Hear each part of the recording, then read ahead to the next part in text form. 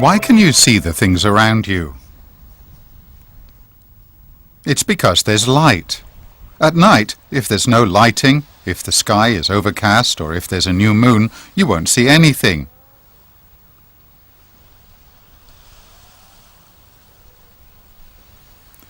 The sun, stars,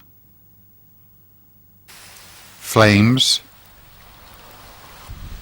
and lamps all give out light. Objects that give out light are called luminous objects. Objects that do not give out light are called non-luminous objects.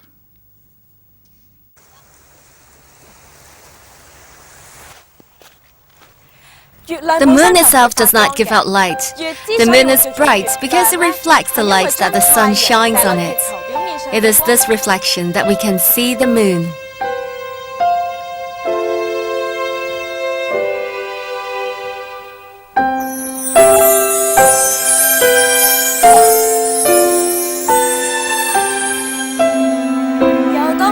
Most objects do not give out light themselves. We can see them because these non-luminous objects reflect the light that falls on their surfaces.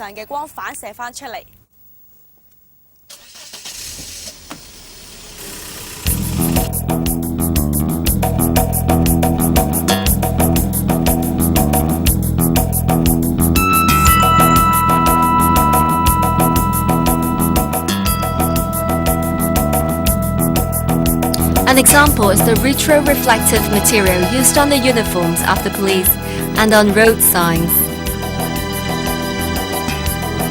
When the light from a torch or headlights falls on this reflective material, the material reflects the light back. The uniform and road signs can then be easily seen by drivers.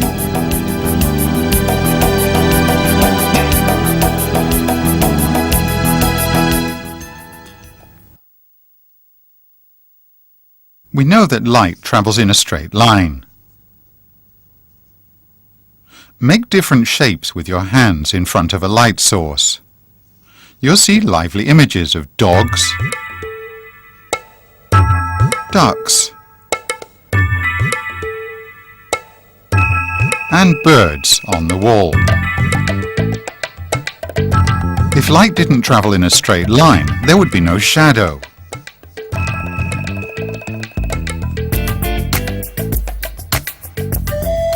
Over 2,000 years ago, the Chinese were already using a pinhole to create images.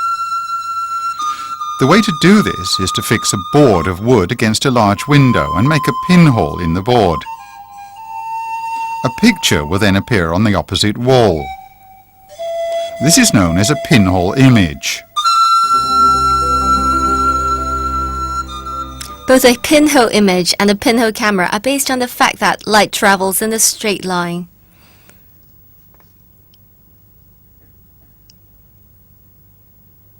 We can use a shoebox and a piece of tracing paper to make a pinhole camera.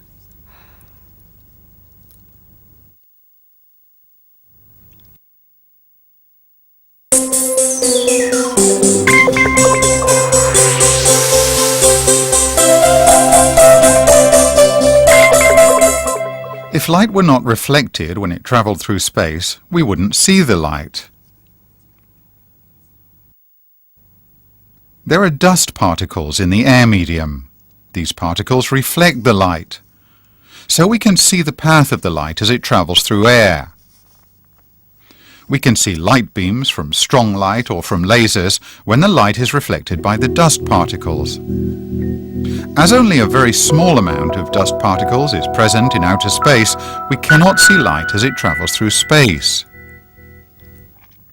The glass container is filled with water. Now I flash a torch at it.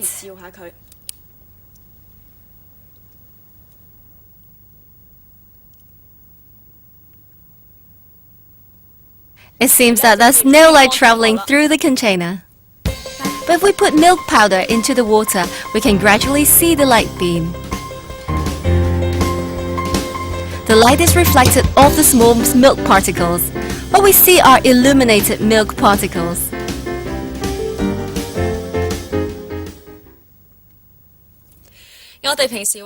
Normally, we draw the sun in this way.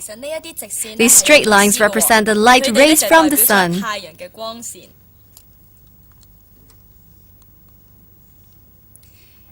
Now I draw two straight lines to represent light rays and use arrows to show the direction of travel.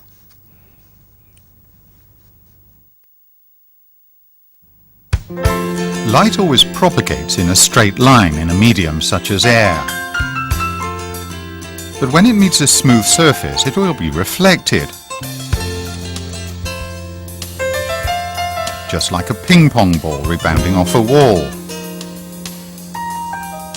This is known as reflection of light. Hold the mirror obliquely to catch the incoming light beam. Now move the mirror and reflect the light beam onto the wall. We can see that a slight movement of the mirror makes a great difference. The reflected light spot moves a great distance across the wall. There's a relationship between the reflected ray and the incident ray.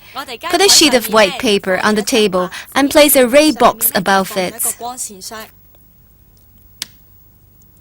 The light beam from the ray box forms a bright line on the paper. Put a rectangular mirror in the path of the light beam, and the reflected beam will appear on the paper. Change the angle of the mirror, and the reflected beam will also change its direction.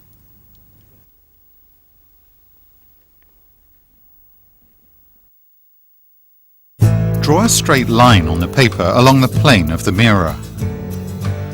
This is the position of the reflective surface. Use a few pins to locate the paths of the incident ray and reflected ray.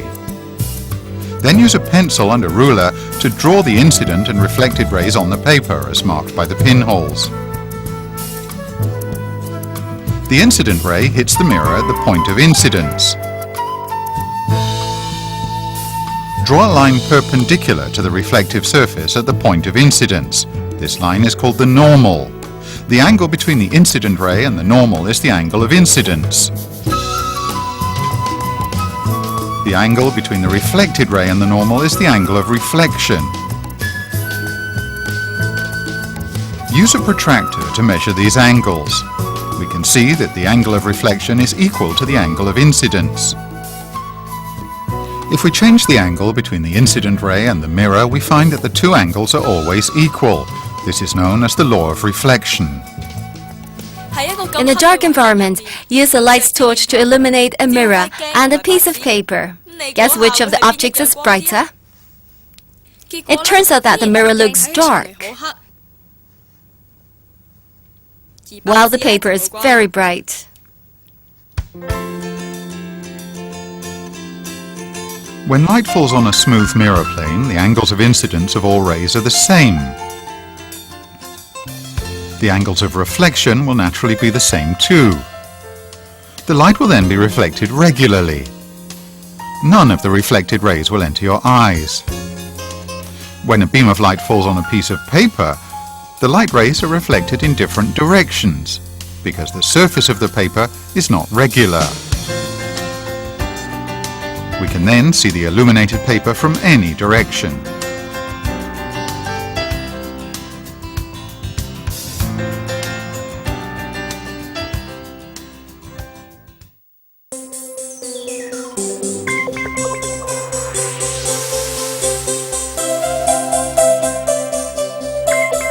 When we look at things, we are used to tracing the source of light from an object along a straight line.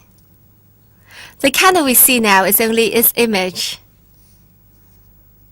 The light from the candle is reflected by the mirror into our eyes.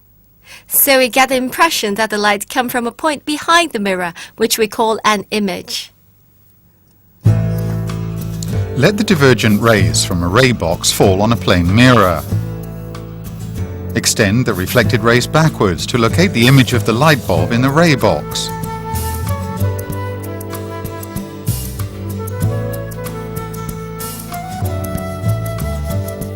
The reflected rays seem to have come out from this image, but in fact they have not. This kind of image is thus known as a virtual image. This is a piece of flat glass set up on the table. I place a lit candle in front of this piece of glass and place a glass container behind the piece of glass. Now I fill the glass container with water.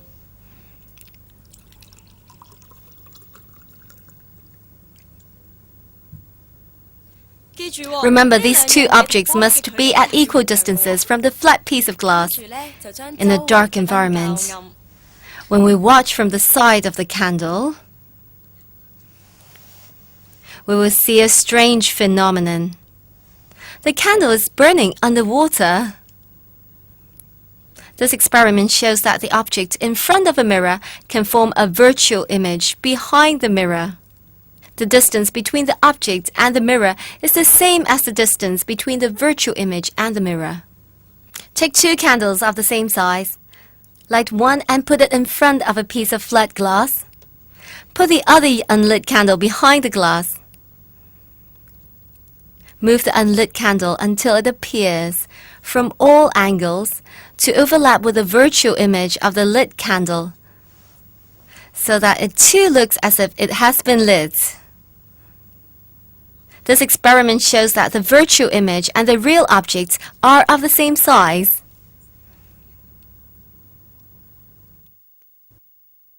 Have you noticed that the letters on an ambulance are written the wrong way round?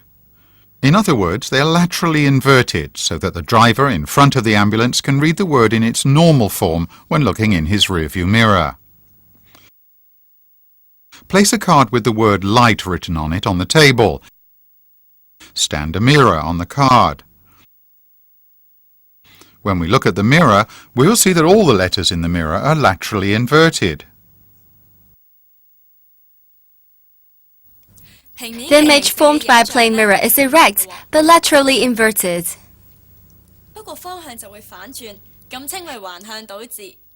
So the left hand becomes the right hand, and the left eye becomes the right eye. The image in the mirror sometimes creates interesting illusions.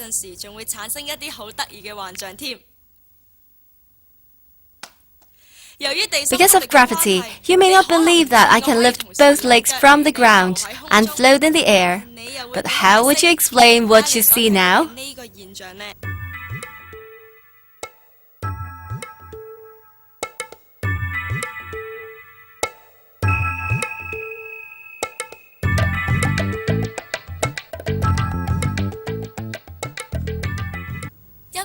A mirror can form an image. Two mirrors can form 2, 3, 4 or more images.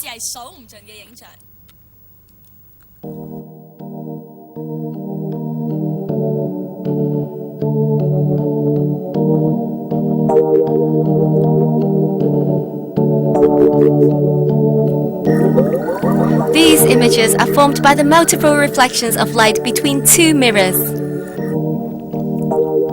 An image is formed when light is reflected once by the mirror.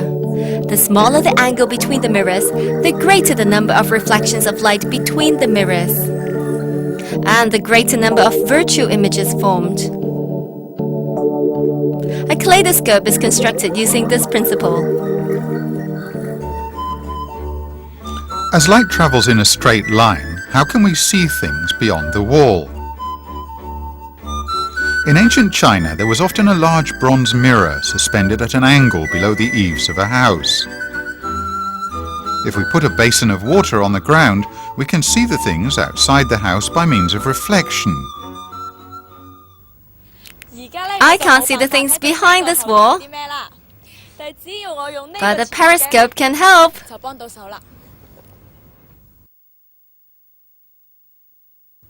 A periscope is made of two plane mirrors of exactly the same size. The mirrors are placed at an angle at the top and at the bottom of a rectangular box, parallel to each other. The angle between each of the mirrors and the box should be 45 degrees. Light goes into the box through the window at the top. The light rays turn 90 degrees at each mirror and go into our eyes. Moreover, after two reflections, the virtual image that we see is no longer laterally inverted. Periscopes are fixed in double-decker buses to allow the driver to see what's happening on the upper deck. Periscopes are also fixed in submarines to allow the crew underwater to see things on the surface.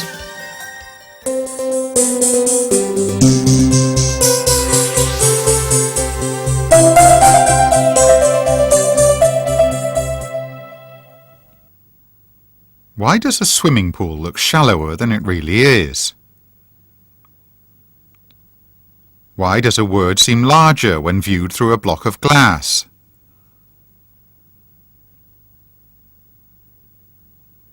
Immerse half a chopstick in water.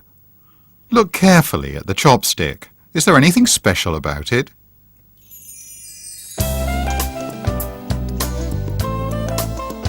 Now you don't see any coin in the bowl. Keep your head in the present position. Pour water gradually into the bowl. Gradually, gradually. You see the coin.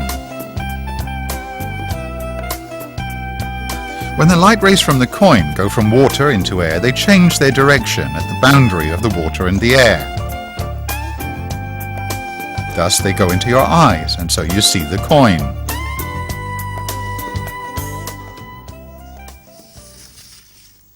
When a light beam from a ray box enters a glass block, it changes its direction. This is known as refraction. The beam is refracted again when the light leaves the glass block.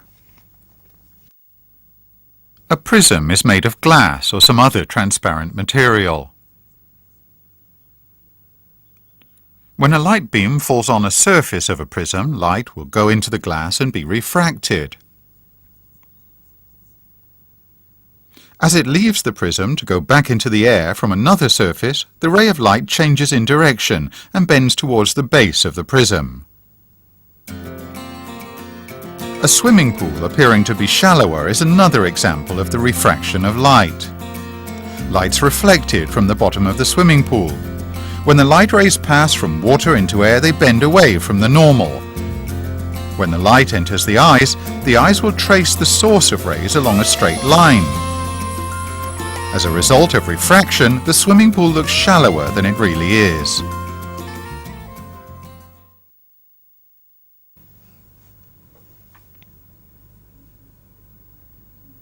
When we look at a goldfish in an aquarium, it looks a bit larger in size and a bit nearer. How would we look like in the eyes of the goldfish? When light rays go from air into the water, they go into an optically denser medium. The rays will bend towards the normal. So from the point of view of the goldfish, we appear smaller and farther away than we really are.